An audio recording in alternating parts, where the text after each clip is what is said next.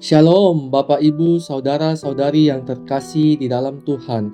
Kita akan kembali melanjutkan renungan firman Tuhan dalam topik Solus Christus.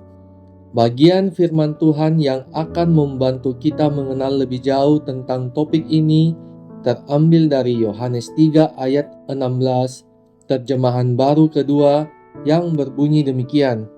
Karena begitu besar kasih Allah akan dunia ini, sehingga Ia telah mengaruniakan anaknya yang tunggal, supaya setiap orang yang percaya kepadanya tidak binasa, melainkan beroleh hidup yang kekal.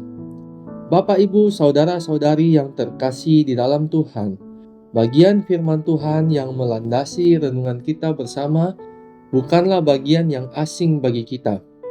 Bagian ini seringkali disebut sebagai ringkasan dari seluruh Injil yang menuntun kita untuk mengenal kasih Allah dan rancangan keselamatannya. Bagian ini dimulai dengan sebuah penegasan bahwa alasan utama di balik seluruh rencana keselamatan adalah kasih agape Allah yang tak terbatas. Pengorbanan Yesus tidak dilakukan karena keterpaksaan, melainkan karena sifat dasarnya adalah kasih. Kasih yang begitu besar sehingga menjangkau dunia, yang dalam konteks Alkitab seringkali merujuk pada umat manusia yang telah jatuh dalam dosa dan terasing dari Allah. Kasih Allah ini bukanlah sekedar emosi atau ucapan belaka, melainkan sebuah kasih yang aktif dan berkorban. Ia tidak hanya mengasihi dari jauh, tetapi Dia mengambil tindakan radikal untuk mengatasi keterpisahan yang disebabkan oleh dosa. Dalam bagian ini, kita kembali diingatkan bahwa keselamatan bukanlah sesuatu yang diperoleh melalui perbuatan atau ketaatan kepada hukum Taurat, melainkan melalui tindakan menerima anugerah Allah. Kalimat "setiap orang yang percaya" memberikan sebuah pemahaman bahwa tawaran keselamatan ini bersifat terbuka bagi siapa saja, tanpa memandang ras, latar belakang, atau tingkat dosa masa lalu. Dan percaya di sini berarti menyerahkan diri, bergantung sepenuhnya, dan menaruh keyakinan pada pribadi Yesus Kristus dan karyanya di kayu salib. Mereka akan luput dari penghakiman dan hukuman kekal, yaitu maut, yang merupakan upah dari dosa, dan memperoleh hidup yang kekal. Bukan hanya tentang hidup yang kekal secara waktu, tetapi juga tentang kualitas hidup yang dimulai sejak seseorang percaya. Hidup kekal adalah kehidupan dalam persekutuan sejati dengan Allah. Hal ini dimulai sejak kita percaya dan mencapai kepenuhannya di masa depan. Oleh karena keselamatan adalah pemberian Allah yang diterima melalui iman dan bukan hasil usaha manusia, maka kita tidak perlu hidup dalam rasa cemas atau ketidakpastian mengenai status rohani kita. Jadi, mari kita menjalani kehidupan ini dengan syukur setiap hari, karena kita sudah diampuni dan diterima oleh Allah.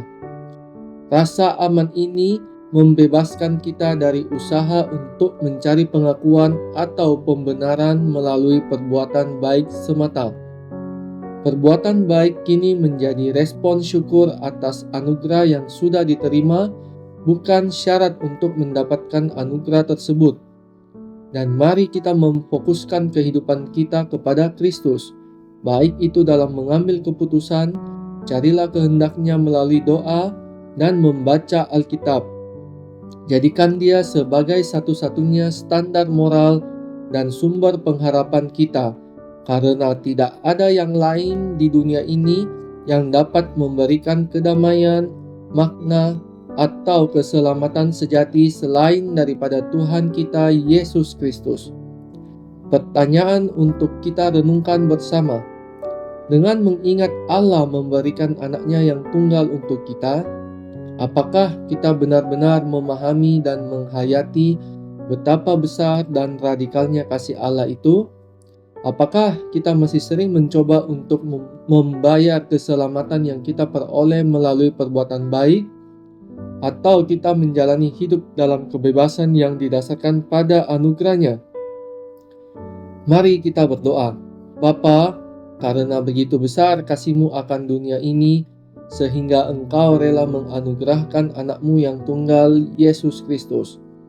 Kami mengakui bahwa Yesus Kristus telah mati di kayu salib untuk menebus kami dari dosa-dosa yang mengikat kami dan memberikan kami jalan keluar dari kebinasaan. Terima kasih karena Engkau bertindak mendahului kami, mengasihi kami, bahkan ketika kami masih berdosa. Kami percaya bahwa Yesus Kristus adalah satu-satunya juru selamat, dan melalui pengorbanannya kami beroleh hidup yang kekal. Tolong kami untuk tidak lagi mengandalkan diri kami sendiri, tetapi sepenuhnya bersandar pada anugerah keselamatan yang Engkau berikan secara cuma-cuma. Singkirkanlah segala keraguan dan rasa tidak layak, dan penuhi hati kami dengan kepastian sebagai anak-anak-Mu yang telah ditebus. Di dalam nama Tuhan kami, Yesus Kristus, kami berdoa. Amin. Demikianlah renungan kita bersama pada hari ini. Kiranya kita boleh terus bertumbuh setiap hari di dalam Tuhan. Amin.